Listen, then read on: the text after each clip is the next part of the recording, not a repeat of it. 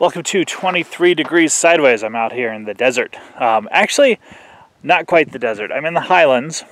I'll talk about terrain here in a minute. But right now we're going to go ahead and look at a property. So I'm probably panning too quickly here. This is on the corner of a maintained road. So one of the things about some of the properties I'm looking at right now is that they are in a property owners association, kind of like an HOA. And there's usually some good and bad parts to that. One of the good parts is there's a fee for the roads. So you actually have access. You would not believe how difficult the access can be at times. So this looks like a good thing to just pave out and go in and you can be on your property, and it's absolutely not. That is a wash. You do not want to use that for driving. It's going to be sand really deep. There's another wash. One of the things in our county out here that I'm looking at is that washes can be managed on the property, but they're supposed to enter and exit at the same place no matter what you do. And that probably doesn't count as a wash. It's just a little runoff, So, walking the property here. This is an odd-shaped parcel. It's like a blunted triangle. So this part of the property, this corner on this road here, is only about, 150, 180 feet. And then aiming towards the south, towards those mountains, it goes for a third of a mile. And then this direction, southeast, it makes a large leap out there and then makes another corner. And then the very southern other part of the triangle, well, it's not really it's a triangle with two ends chopped off. The other chopped off end is state land back there. And I don't know exactly how big the state land is and where it turns into BLM. The mountains that you see in the distance have saguaros on them. You can't see it. So you're not, ecology, you're in a pretty reasonable spot. The water table here is okay. But this is what you need to look at. So this is not a hard thing. This is a couple days work to get access into the property. There's another road on the other side that I think borders the state land, but I haven't looked at the markers. And it's going to be the same. Getting onto the property is going to require work. That's a really common thing when you're looking at land. You need to think about the fact that getting onto the property, getting a driveway is a significant factor. There's a lot that we're looking at that is up in the mountains. You can actually see where it is from here. It's several miles down. One of the peaks over there, it's below that. And it's a wonderful lot, and it's 80 acres, and the price is reasonable, and it's gonna be about $15,000 to get access onto the property for 300 or 400 feet to where I want to go. There's a lot of elevation change. It's not a flat property. This is relatively flat. This is almost too flat. Walking up and down here, it looks like the elevation change is only going to be 20, 30 feet over the whole lot. And for me, that's actually not enough. There is a wash through it, so there's some elevation change. There's definitely a slope. So that's one of the things to look at when you're looking at land, is consider that you have to get onto it and off of it. Now, this is an area that has mostly 40-acre parcels, some 80.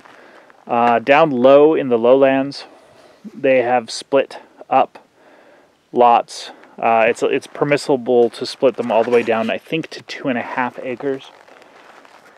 And then people build on them, and there's stuff down there. It's still rural, but it's not quite what I'm looking for myself. I could do it. there's no problem. A 1 acre lot, close to power, off of a dirt road, have fun, enjoy yourself, make the most of your life. It's absolutely doable, especially with a little bit of berming and digging for elevation change. You can have a lot of privacy, even on 1 acre. You know, the 40 acre lots, for the standard square is a 1/4 mile on a side.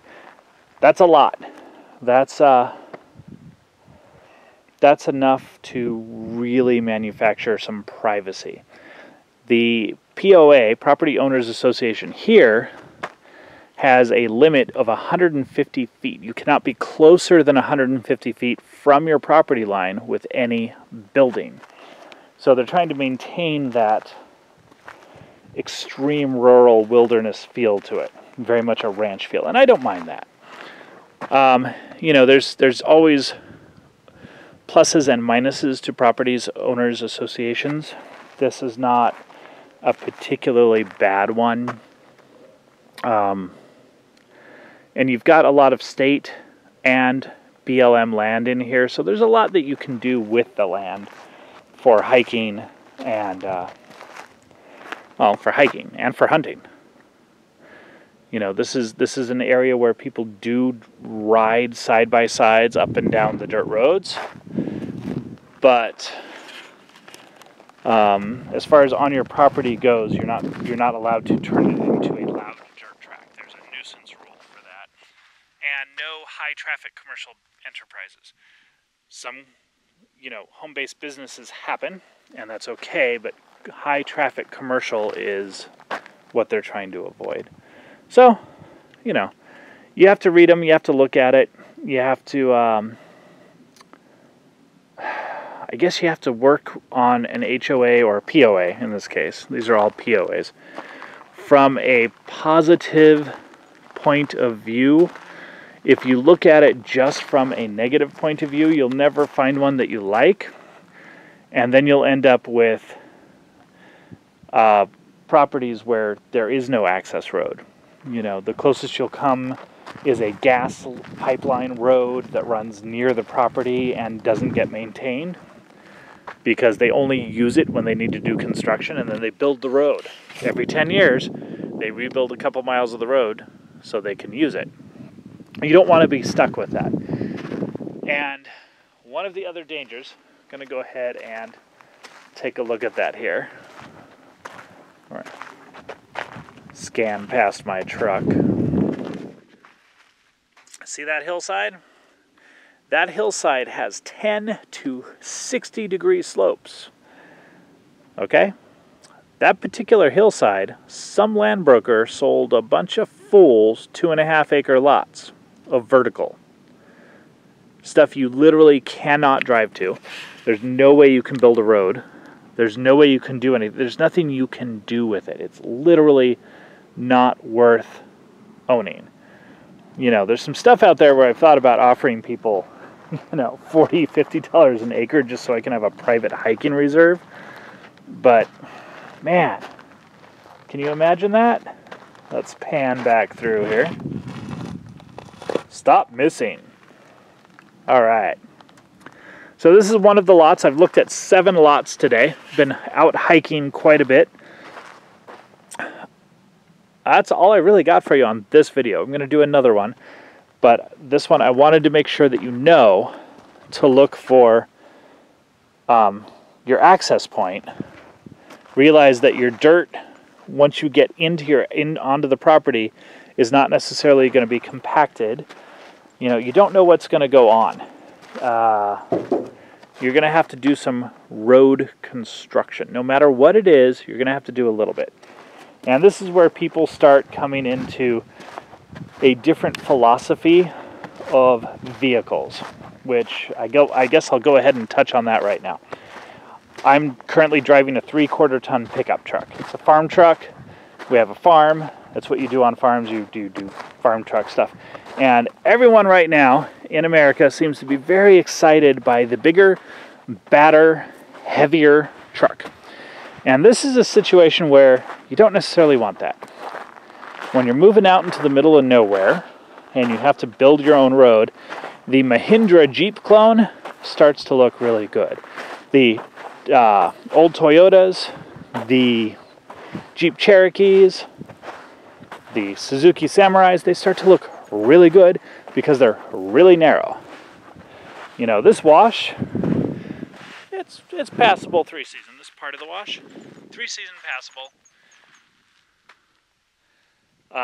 Again, you're not using it as a driveway, but this is something that you could construct with a basic tractor or some basic time, or, you know, chopping some stuff down and then using a drag on a smaller vehicle.